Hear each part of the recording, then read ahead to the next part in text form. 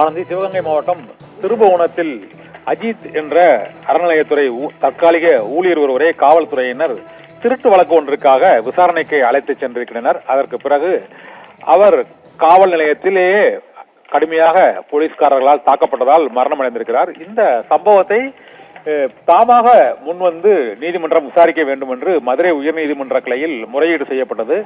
இந்த மனுவை இந்த பிரச்சனையை விசாரித்த நீதிபதிகள் சாதாரணமாக ஒருவரை விசாரணைக்கு அழைத்து சென்று அடித்து தாக்கிக் கொள்வதற்கு அவர் என்ன தீவிரவாதியா? 4 ஆண்டுகளில் 24 காவல் மரணங்கள் நிகழ்ந்திருக்கிறது.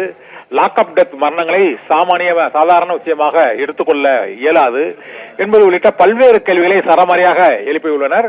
சிவகங்கை மாவட்டம் மணப்புரம் அருகே உள்ள வழிபாட்டு தலம் ஒன்றில் வழிபாட்டிற்கு வந்த ஒரு நபரிடமிருந்து நகைகளை அவர் திருடியதாக குற்றம் சாட்டு கூறப்பட்டது. இதையடுத்து அந்த அஜித் என்ற நபர் அங்கு விசாரணைக்கு அழைத்து செல்லப்பட்டார். விசாரணைக்கு அழைத்து செல்லப்பட்ட பின்னர் அவர் வீடு திரும்பவில்லை. அவர் கடுமையாக காவல்துறையினர் தாக்கப்பட்டதால் தான் அவர் உயிரிழந்தார் என்று அவரது உறவினர்கள் போராட்டத்தில் ஈடுபட்டு வருகின்றனர். இந்த சூழ்நிலையில் தான் உயர்நீதிமன்ற மதுரை கிளையில் செய்யப்பட்ட முறையீட்டில் இதை தனியாக பொதுநல வழக்காக தாக்கல் செய்ய வேண்டும் என்றும் அந்த 24 காவல் மரணங்கள் தொடர்பான நிலை அறிக்கையை நீதிமன்றத்தில் தாக்கல் செய்ய வேண்டும். அந்த காவல் மரணங்களுக்கான காரணம் என்ன என்றும் தொடர்ந்து லாக்அப் டெத் நடைபெறுவதை ஒருபோதும் அனுமதிக்க முடியாது என்றும் உயர்நீதிமன்ற மதுரை கிளை நீதிபதிகள் கடும் கண்டனம் தெரிவித்திருக்கிறார்கள்.